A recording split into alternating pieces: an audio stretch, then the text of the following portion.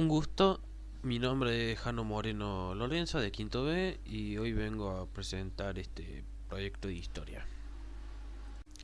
De la Revolución Argentina a la tercera experiencia peronista.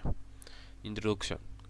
La década, que se inicia con un golpe de Estado en 1966 y se cierra con otro en 1976, estuvo caracterizada por una fuerte militarización y politización de la sociedad civil. Esta década también dio lugar al regreso del general Perón y su ascenso al poder por tercera vez. En el plano económico, la Revolución Argentina buscó brindarle al país la posibilidad de pegar un salto cualitativo en el proceso de modernización. Pero este paso se llevó a cabo mediante imperativos autoritarios.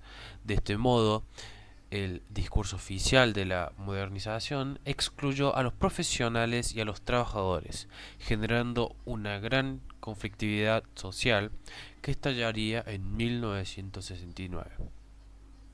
Asimismo, durante la presidencia del general Juan Carlos Onganía, surgieron organizaciones guerrilleras de izquierda que enabolaron la causa de los trabajadores y la revolución inminente.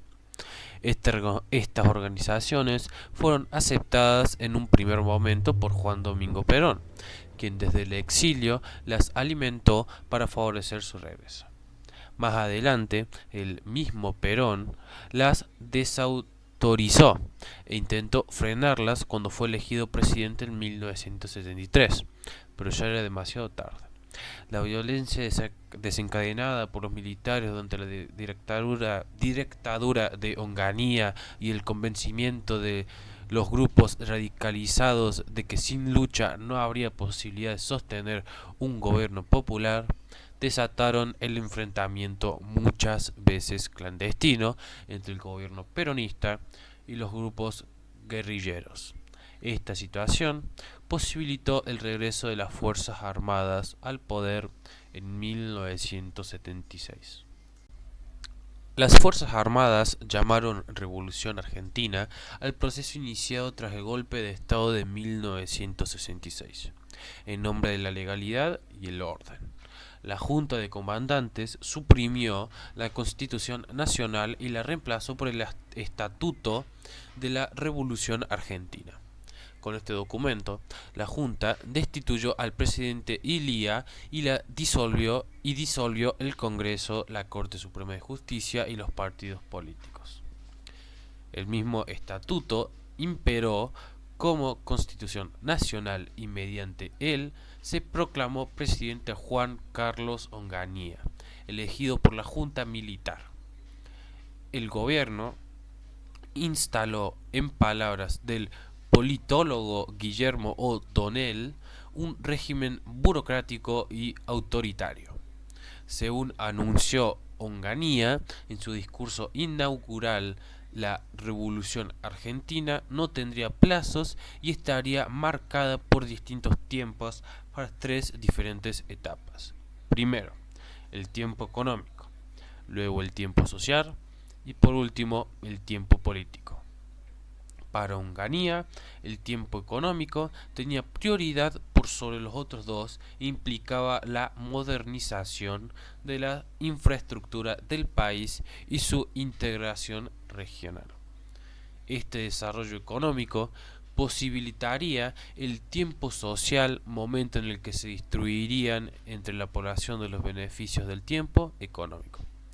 Por último, llegaría el tiempo político, que atendería el reemplazo de los partidos políticos por instituciones estatales y grupos u organizaciones comunales. Siguiendo esa lógica, la mayor atención del nuevo presidente estuvo depositada en financiar su alianza con los grupos de poder que lo habían apoyado. En efecto, la Unión Industrial Argentina, UIA, la Sociedad Rural Argentina, SRA, la Bolsa de Comercio y la misma Confederación General del Trabajo, CGT, respaldaron al flamante presidente. Las primeras medidas del gobierno se concentraron en racionalizar la administración pública y hacerla más eficaz. Con este objeto se redujo el personal en las dependencias estatales, los ferrocarriles y otras empresas públicas, y se impulsó la industrialización privada mediante una nueva política de crédito estatal selectivo. A principios de 1967, Onganía nombró a Albert Rieger Bacena como Ministerio de Economía. Su plan introdujo medidas que beneficiarían al gran capital. Por un lado, intentó controlar la inflación con una devaluación del 40% y el congelamiento salarial. Y los convenios y las negociaciones colectivas de trabajo fueron suspendidos hasta 1968. Sin embargo, los efectos de estas medidas fueron atenuados por el incremento de las retenciones a los exportadores.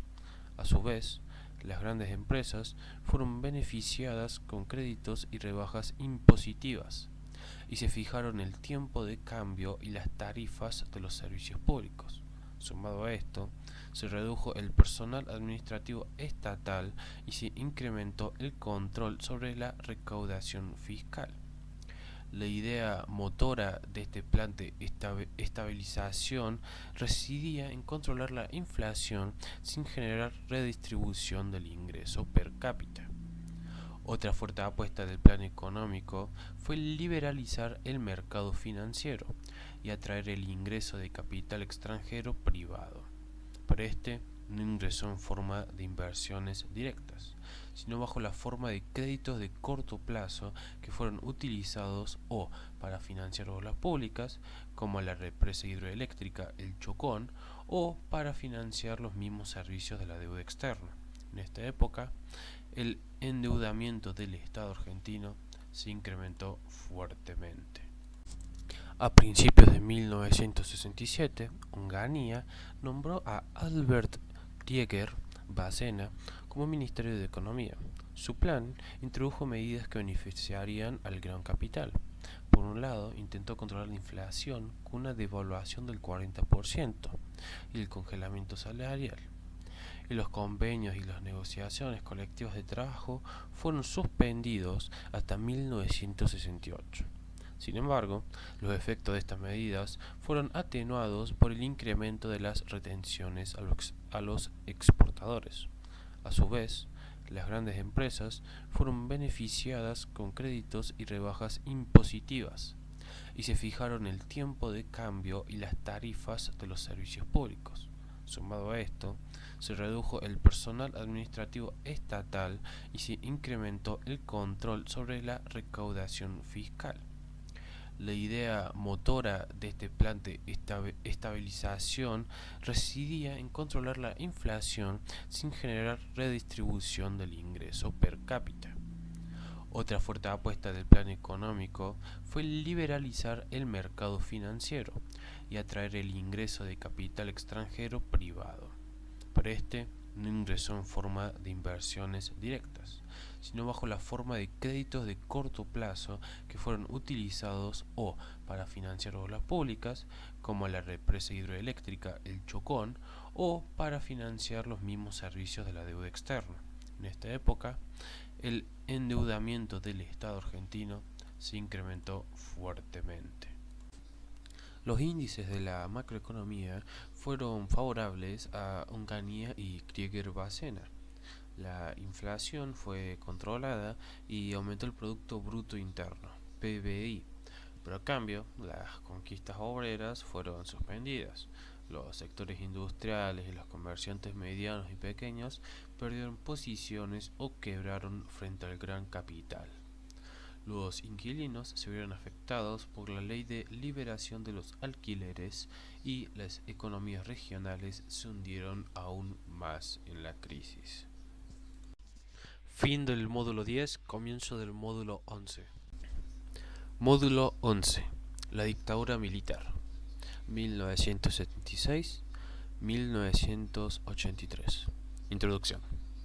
El autodenominado proceso de reorganización nacional se inició el 24 de marzo de 1976, cuando una junta militar integrada por los tres comandantes en jefe de las Fuerzas Armadas derrocó al gobierno constitucional de María Estela Martínez de Perón y finalizó con la vuelta a la democracia luego de que ganara las elecciones el radical Raúl Ricardo Alfonsín en octubre de 1983.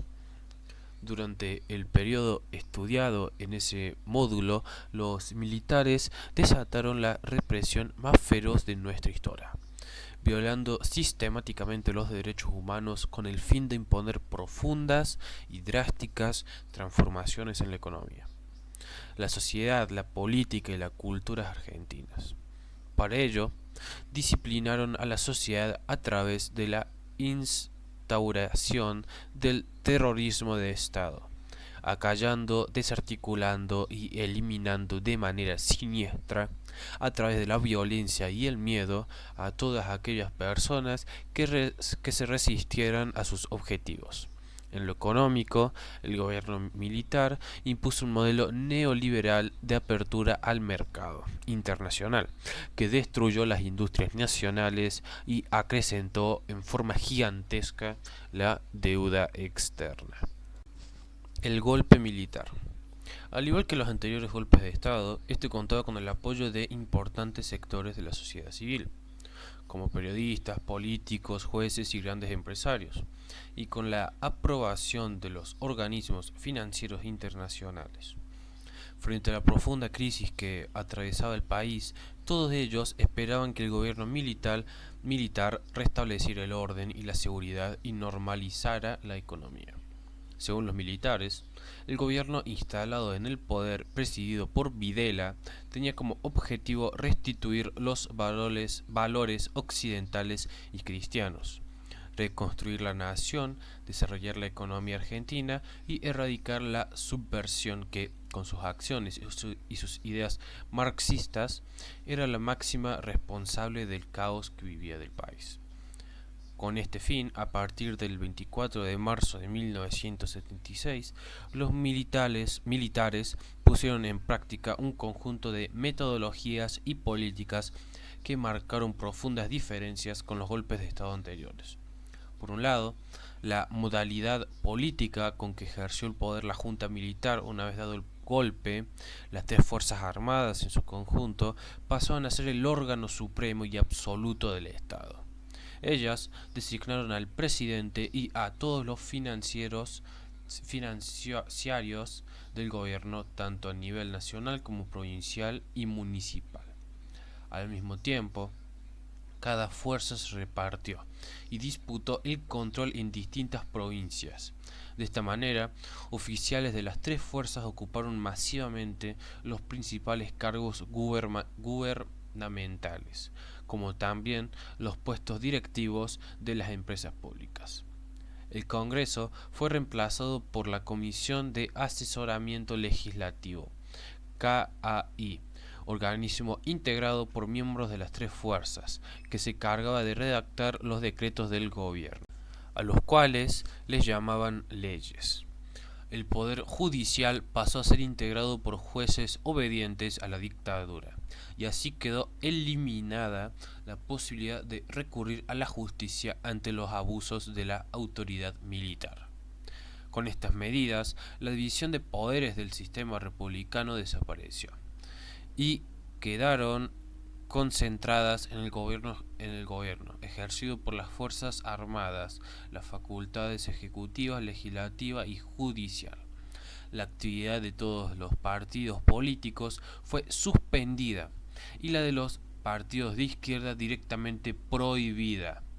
Se inhabilitaron las actividades gremiales a través de la intervención de la CGT y se prohibió la acción de las demás confederaciones o sindicatos. El fin de la dictadura y la vuelta a la democracia. La derrota de Malvinas, conjugada con la crisis política y económica por la que atravesó el gobierno, obligó a las Fuerzas Armadas a proponer una salida electoral para el régimen. Los militares buscaron negociar esta salida acordando con los partidos políticos una serie de puntos vinculados a la política económica. La presencia institucional de los militares en el nuevo gobierno, la guerra de Malvinas y la garantía de que no se investigarían hechos de enriquecimiento ilícito y corrupción, ni sus responsabilidades en torno de la violación sistemática de los derechos humanos. Argumentaban que habían salvado a la sociedad de la subversión y que se había cometido algunos errores o excesos. El juicio final y la historia lo juzgarían. La presión de los organismos de derechos humanos en un contexto de creciente movilización social llevó a los partidos políticos mayoristas, el radicalismo y el peronismo a radicalizar sus posiciones e incorporar los reclamos de los familiares de las víctimas en sus discursos. Incluso llegaron a rechazar los condicionamientos que querían imponer los militares. En diciembre de 1982, una marcha masiva convocada por la multipartidaria en la que participaron organismos de derechos humanos, sindicatos, estudiantes y una gran cantidad de personas, puso de manifiesto que la sociedad había perdido el miedo a la dictadura y exigía la vuelta a la democracia. En el último tramo de su gobierno, los militares dieron a conocer un documento final, en el que se declaraba muertos a los desaparecidos y con una ley de autoamnistía intentaban clausurar toda revisión del pasado y trataban de frenar las acciones judiciales que ya se habían iniciado contra ellos. Los militares fijaron como fecha para las elecciones el 30 de octubre de 1983. En la campaña electoral, el radicalismo presentó la fórmula compuesta por Raúl Alfonsi y Víctor Martínez. Y el justicialismo postulaba como candidatos a Ftalo Luder y Deolindo Vitel. Alfonsi asumió en sus discursos una actitud de dura oposición a la dictadura, diferenciándose de las posiciones más moderadas del candidato justicialista. Sus consignas estuvieron fuertemente ligadas a los valores democráticos y la defensa de los derechos humanos. El último día de campaña, Herminio Iglesias, candidato a gobernador de la provincia de Buenos Aires por el Partido Justicialista, quemó un cajón que representaba al candidato presidencial del radicalismo. Como repudiaba este hecho de violencia, parte del electorado indeciso optó por Alfonsín. En una elección donde por primera vez en la historia era derrotado el justicialismo, el triunfo del radicalismo, con más de la mitad de los votos, demostró que la sociedad buscaba dejar atrás un pasado cargado de violencia e intolerancia y apostaba por la vida en democracia.